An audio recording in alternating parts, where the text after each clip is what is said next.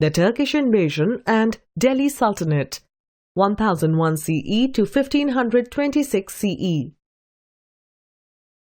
The Turkish Invasion.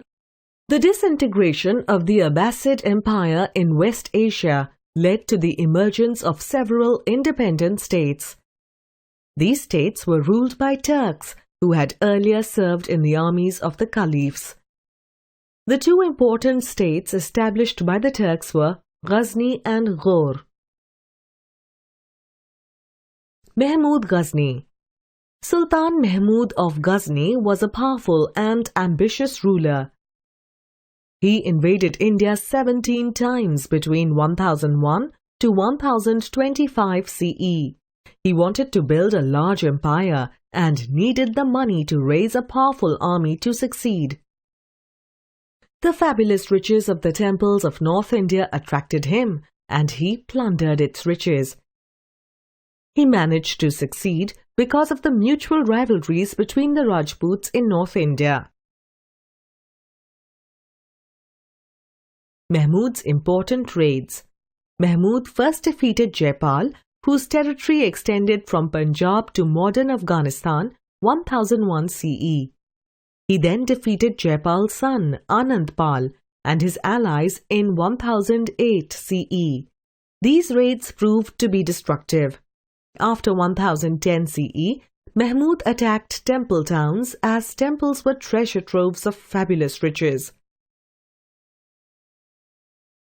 Mahmud attacked and plundered Nagarkot, Kangra, in 1009 CE, Thaneshwar, 1014 CE, Mathura and Kannauj, 1018 to 1019 CE.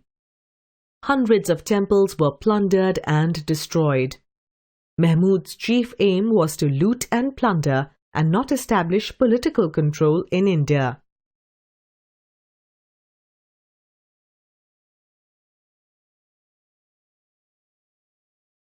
The plunder of Somnath.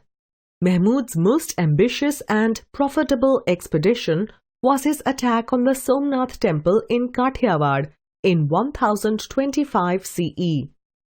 Mahmud returned to his capital with immense treasures. Mahmud's attack exposed the weakness of the northern states of India and paved the way for the conquest of India. After his death, the Ghaznavid Empire collapsed.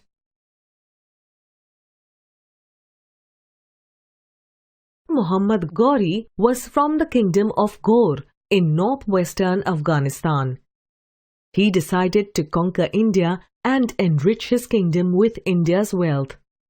In 1191 CE, Ghori attacked Prithviraj Chauhan, the Rajput ruler of Delhi and Ajmer. Prithviraj defeated Ghori in the first battle of Tarain. Ghori returned in 1192 CE and defeated Prithviraj Chauhan in the second battle of Tarain and captured the throne of Delhi. Muhammad Ghori annexed more Indian territories to his empire and returned to Ghor. Mamluk Dynasty. After Muhammad Ghori returned to Ghor, his viceroys Qutbuddin Aibak and Muhammad bin Bakhtiyar Khalji expanded the Ghori Empire. Ghori died in 1206 CE. The viceroys appointed by Ghori soon declared themselves independent. Qutbuddin Aibak took control of the Indian possessions and laid the foundations of the Delhi Sultanate. This dynasty, founded by Aibak, also came to be known as the Mamluk Dynasty. Aibak was known to be a generous and kind ruler. In his reign, which spanned 4 years, he built mosques and also started building the Qutub Minar. Iltutmish. Qutbuddin died in an accident in 1210 CE. His son who succeeded him was replaced by his son-in-law, Iltutmish. Iltutmish was a capable ruler. Iltutmish stabilized his position and introduced significant changes in the finance and revenue sectors. He minted gold and silver coins. He completed the Qutub Minar and was a patron of art and learning. Iltutmish nominated his daughter Razia to succeed him.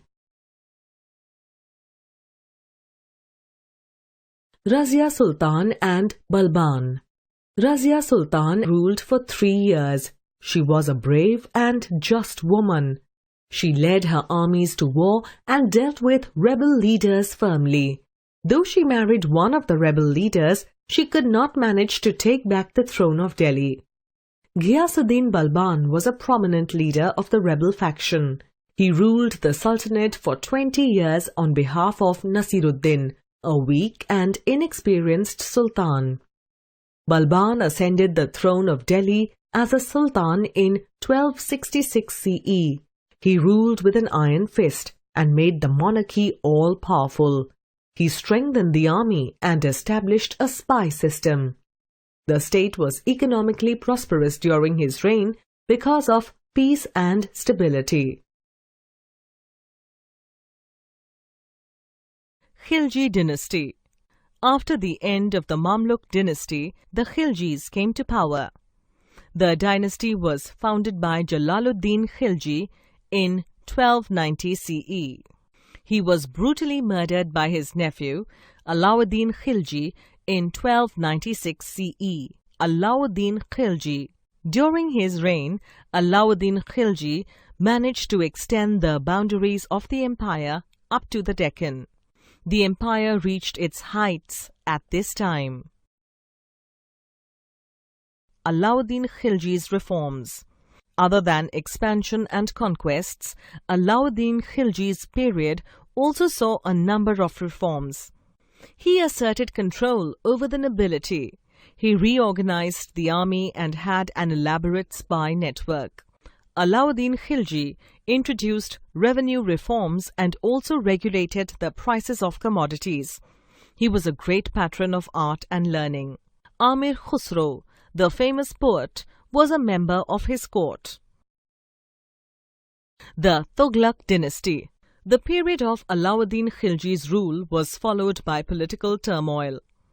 After the decline of the Khilji dynasty, Ghiyasuddin Tughlaq founded the Tughlaq dynasty in 1320 CE.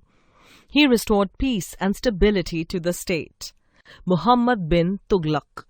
After Ghiyasuddin's death, his son Muhammad bin Tughlaq ascended the throne in 1325 CE. He was a diligent ruler and undertook many projects. These projects were brilliantly conceived but poorly executed. Muhammad bin Tughlaq's schemes. He heavily taxed the peasantry to establish a strong army. He made an unsuccessful attempt to transfer his capital from Delhi to Daulatabad in the Deccan. He also made elaborate plans to conquer Persia and Iraq, but had to abandon the plan. To make matters worse, he introduced a token currency to deal with the financial crisis without taking any steps to make minting of coins a monopoly of the government. This caused further problems in the economy. His failed plans severely depleted the country's resources. Firoz Shah Tughlaq. The result of Muhammad bin Tughlaq's schemes was that the dynasty lost credibility and the treasury was exhausted. As a result, rebellions broke out throughout the country. Muhammad bin Tughlaq was succeeded by his cousin Firoz Shah Tughlaq in 1351 CE. Firoz Shah Tughlaq was a just and fair ruler. He is remembered for his welfare schemes.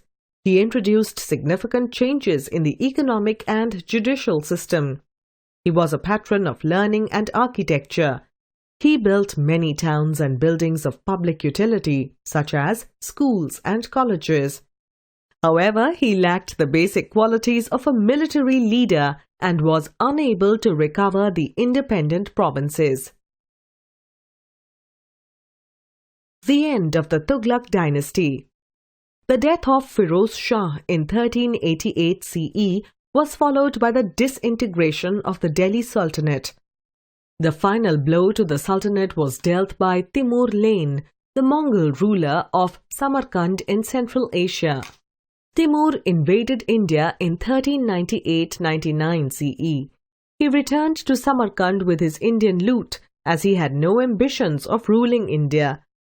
When he left India, Timur left behind Khizr Khan as his viceroy.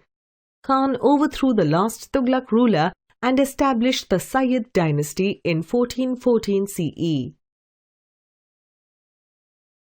The Sayyid and Lodi dynasties. The Sayyids ruled for 38 years, after which the Lodi rulers from Afghanistan established their rule in India. The Lodi dynasty was founded by Behlul Lodi in 1451 CE. The most famous of the Lodi rulers was Sikandar Lodi. He was succeeded by the arrogant and impulsive ruler Ibrahim Lodi. Ibrahim Lodi was killed by Babur, the founder of the Mughal dynasty in 1526 CE during the Battle of Panipat.